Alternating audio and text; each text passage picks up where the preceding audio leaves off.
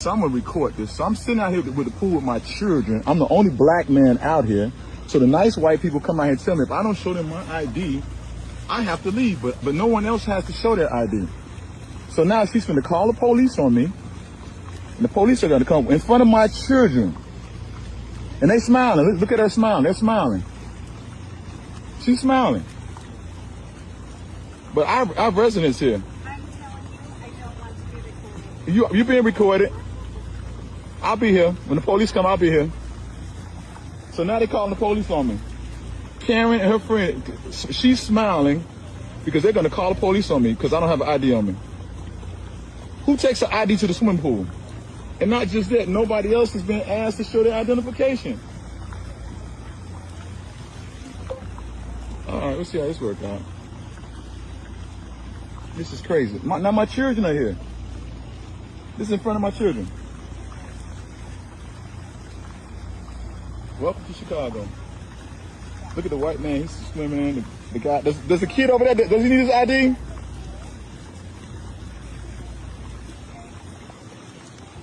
They are calling the police on me. This is crazy. This is so crazy.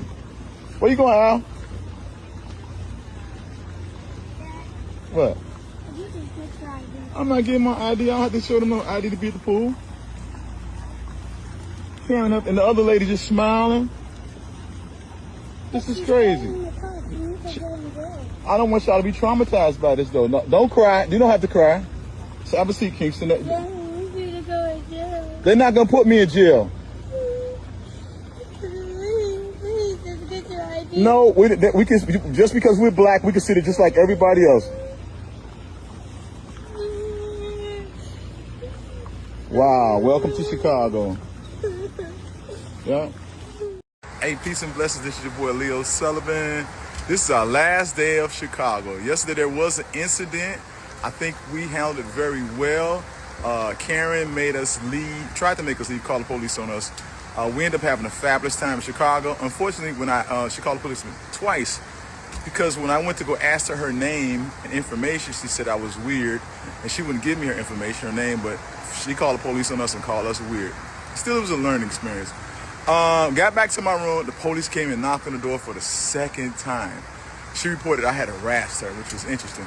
Fortunately, my kids were there, but it was a learning experience. Al, what would you say you learned from this entire experience?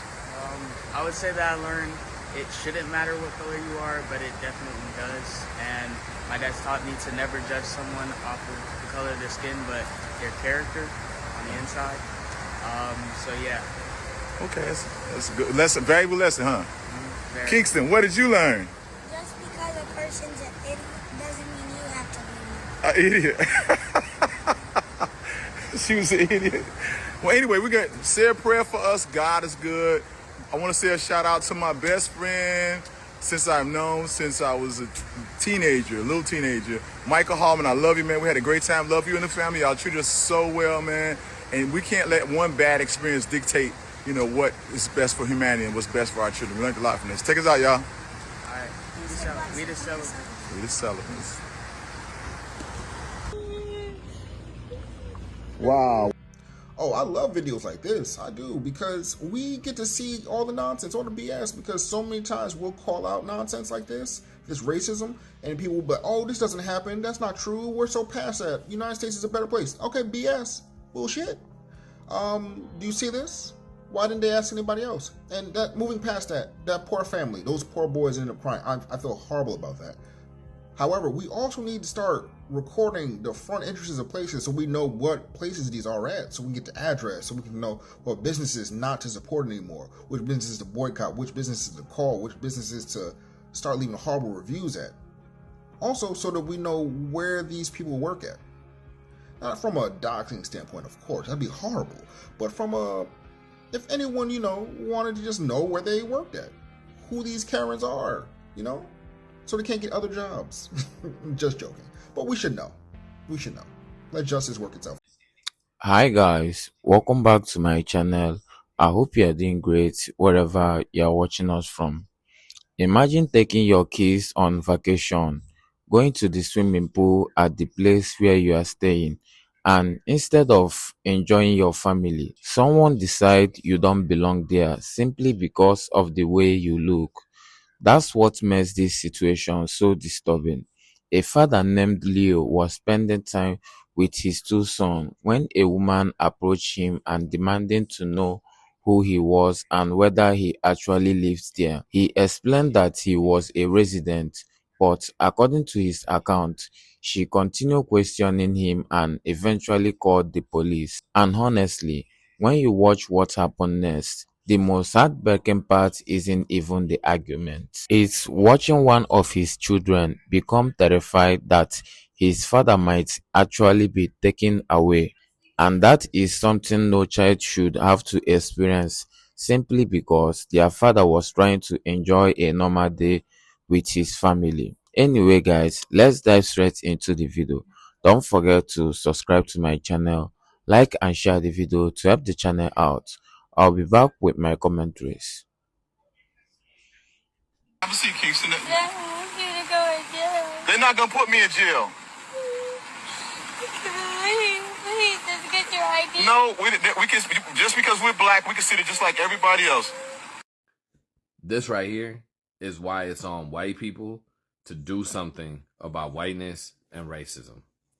That poor baby is crying because he doesn't want to see his dad, a black man who has done nothing wrong except for be black at a pool, go to jail. He already knows that that's a possibility, if not worse. If the police show up, who knows what could happen? That baby knows that. We cannot live in a world where that is acceptable. As white folks, we need to make sure that we are intervening. The other white people in the pool there should have intervened. They should have came and said, wait, hold on. Why y'all asking him for ID and not me? Turn the attention towards us. Turn the attention towards the violence of whiteness and the acts of racism. Take it away from the victims of it. Don't make them prove their innocence.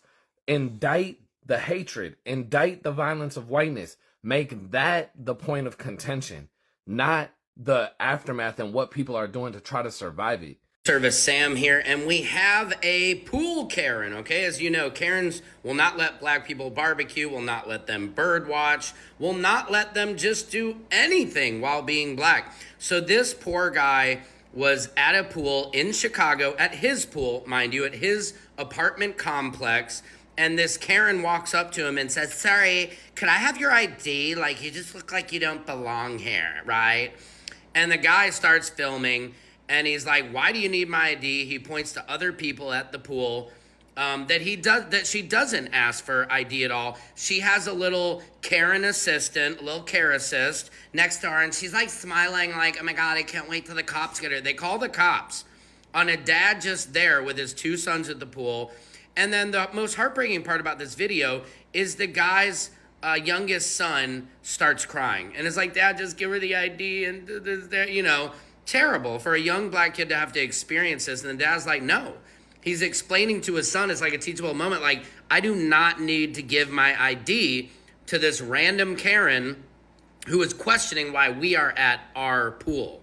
You got this? And again, he points out other people. She's not going to talk to them and asking for everybody's ID. And it's like, who is this Karen? Is she head of the HOA? Is she the freaking lifeguard? Like, go check out the video. It's all over social media. Ben Crump shared it. But this is the type of ish that gets under people's skins. And all you Karens, like, mind your business. And then every Karen is like, I'm not racist. I don't have a racist bone in my body. I took a pill that made me racist. I swear to God. Yeah, but you got a lot of fat around your bones that are racist. So what do you guys think? Secret Service Sam out Samson for president of the world. Yeah. So I'm gonna record this. So I'm sitting out here with the pool with my children. I'm the only black man out here. Now, see, I found the apartment in the comment section, and then I went to their Instagram. Look at that. Look at that. See? Yeah. Luxury apartment. All those beautiful stuff. They even have advertisements showing that they are diversified. Look at that. Women's Empowerment Networking Night. Look at blacks. Look at like, no, that's not true. You are not diversified. You are racist. And look, I like the fact that the comment section is giving it to them back to back. All their pages is being vandalized. Everybody is commenting. Everybody's just coming. Do I need an ID to run? And I am so happy this is going on. Seriously. They need to fire Cheryl Black. They need to fire her. They have to. This is insane.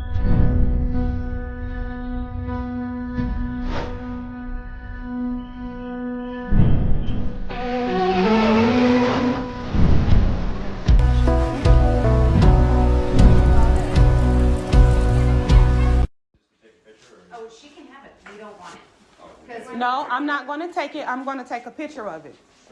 Okay.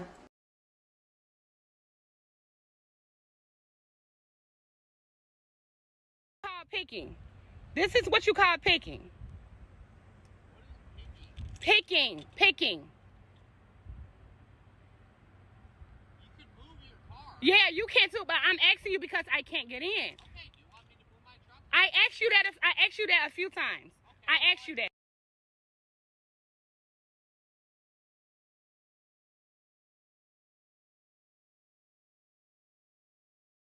Hey, peace and blessings, y'all. We were fortunate. We made it back to Atlanta.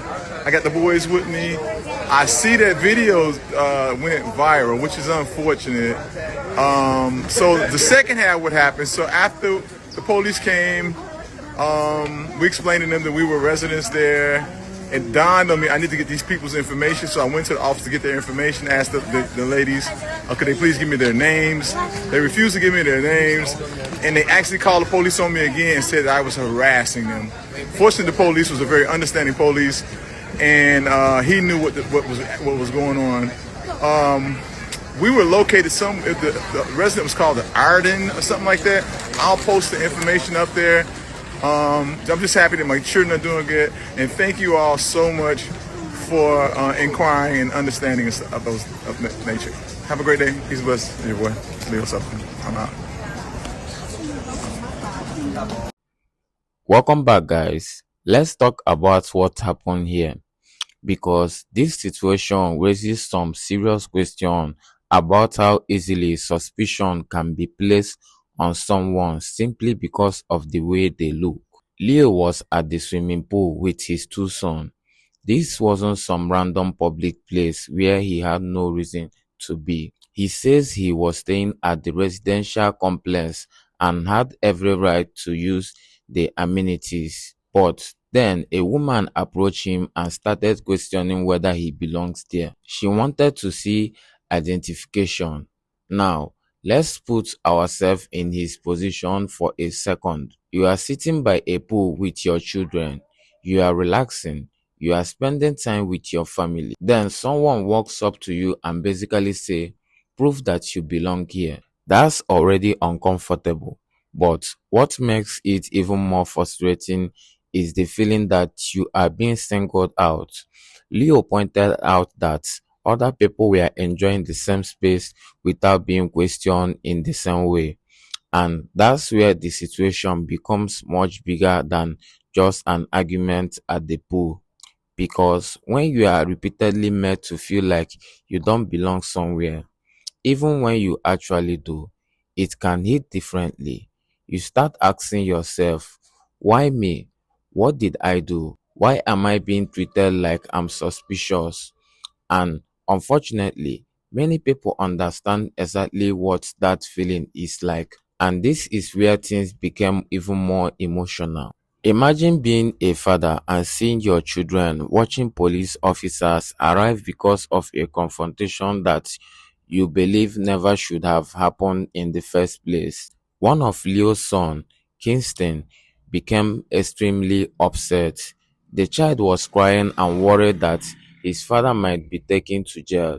Think about that for a moment. A child shouldn't have to sit there wondering whether his dad is going to disappear because an adult decided to involve the police in a disagreement. That's the part that really stood out to me, because adults can argue, adults can disagree, but children don't always understand what's happening. All they see is police officers.